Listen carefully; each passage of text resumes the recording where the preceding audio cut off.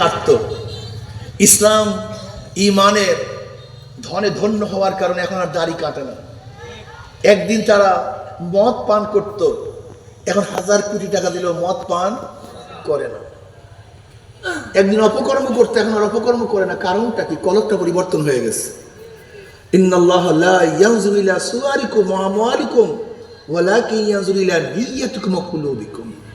আল্লাহ সব সময় তাকায় থাকেন কোন দিকে? জোরে বলেন। সব সময় কলবের দিকে তাকায় আছে। কলবের হালাতটা কি? কলবের অবস্থাটা কি? এই কলবের কারণেই মানুষ দামি হয়, কলবের কারণেই মানুষ মুক্তি পায়, এই কলবের কারণেই মানুষ নাজাত পায়। ইয়াউমা লা ইয়ানফাউ মালুন ওয়ালা বানুনা ইল্লা মান আতাল্লাহা বিকলবিন সালিম। কিয়ামতের মাঠের চেহারা তোমাকে মুক্তি দিতে পারবে না, তোমার শিক্ষা তোমাকে মুক্তি দিতে পারবে না, তোমার ইলম তোমাকে মুক্তি দিতে পারবে না, তোমার পথ তোমার অবস্থান তোমাকে মুক্তি দিতে পারবে না, তোমার টাকা পয়সা তোমাকে কামিয়াব করতে পারবে না। হ্যাঁ, ওই ব্যক্তি কামিয়াব হয়ে যাবে, ওই ব্যক্তি মুক্তি পেয়ে যাবে যার কলবটা ভালো আছে, কলবটা সুস্থ আছে।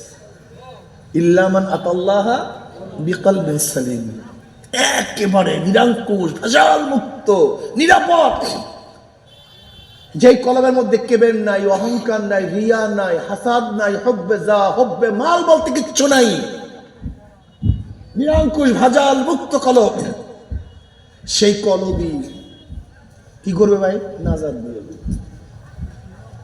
ওলামায়ে কেরাম, তোলাবায়ে ইলম, আমাদের অনেকের মধ্যে ভুল ধারণা যে আমার ইলম আমাকে মুক্তি দিয়ে দিবে, আমার হাদিস পড়ানো আমাকে মুক্তি দিয়ে দিবে।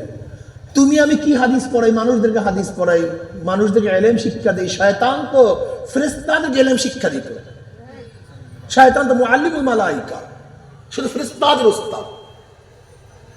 শয়তানকে তো আল্লাহ পাক রব্বুল আলামিন সমস্ত নবীদেরকে যে ইলম দান করছেন, শয়তানকে আল্লাহ পাক ওই পরিমাণে ইলম দান করছেন। ইজমালি না তাফসীলি, তাফসীলি। শয়তান অনেক কিছু জানতো, জানার কোনো শেষ ছিল না শয়তানের। ওর ইবাদতের কোনো কমতি ছিল না। কথিত আছে 50,000 বছর ইবাদত করছে। কত হাজার বছর? 50,000 বছর।